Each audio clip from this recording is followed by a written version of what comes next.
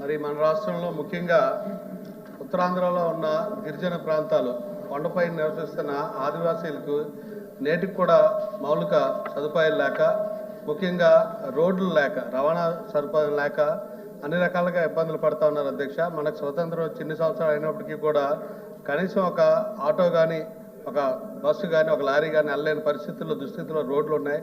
రోడ్లు అయితే శాంక్షన్ అవుతున్నాయి కానీ రోడ్లు పూర్తి కాక, కాంట్రాక్టుల బిల్స్ పూర్తి అవ్వక మరి రోడ్లన్నీ కూడా అస్తవ్యస్తంగా ఉండడానికి మీన్స్ ఆఫ్ ట్రాన్స్పోర్ట్ లేక, ముఖ్యంగా ఆరోగ్య పరిస్థితికి వచ్చేసరికి ఎవరికైనా కొండ ప్రాంతాల్లో విష జ్వరాలు వస్తూ ఉన్నాయి.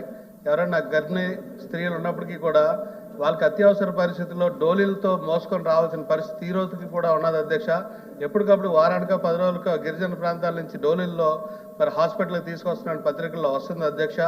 కావున దయచేసి మీ ద్వారా తెలియజేస్తాను, దీనంతటినీ కూడా ఏదైతే ఏజెన్సీ ప్రాంతాలకి రోడ్లు సదుపాయం ఉందో దాన్ని ప్రభుత్వం ప్రత్యేక శ్రద్ధతోటి వాళ్ళకి బిల్స్ ఇచ్చేటట్టు టెండర్స్ పిలుస్తూ ఉన్నారు, కాంట్రాక్టులు వస్తున్నారు, కానీ రోడ్ల పని అయితే మాత్రం మొదలవడం లేదు, మొదలైంది పూర్తి అవడం లేదు అధ్యక్ష.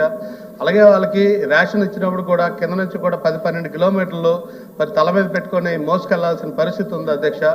అంతేకాకుండా అటు వాళ్ళు ఇల్లులు కట్టుకోవాలన్నా, ఒక మంచినీటి సదుపాయాలు ఏర్పాటు చేయాలన్నా రిగ్ బోర్లు కూడా వెళ్ళే పరిస్థితి లేదు. కాబట్టి వాళ్ళకి అన్ని రకాలుగా స్వతంత్రం చిన్ని రోజులు అవుతున్న కొండ ప్రాంతాల్లో ఉన్న ఆదివాసీలకి నేటికి కూడా మౌలిక సదుపాయాలు అందడం లేదు అధ్యక్ష. మీ ద్వారా ప్రభుత్వాన్ని కోరుతా ఉన్నాం, ఇటువంటి అన్నీ కూడా ఒక ప్రాజెక్ట్ కింద తీసుకొని మారుమూలన్న కొండ ప్రాంతాల్లో ఉన్న గిరిజన గ్రామాలన్నింటికి కూడా మౌలిక సదుపాయాల ఏర్పాటులో ప్రభుత్వం ముఖ్య భూమిక పోషించాలని కోరుతున్నాం అధ్యక్ష.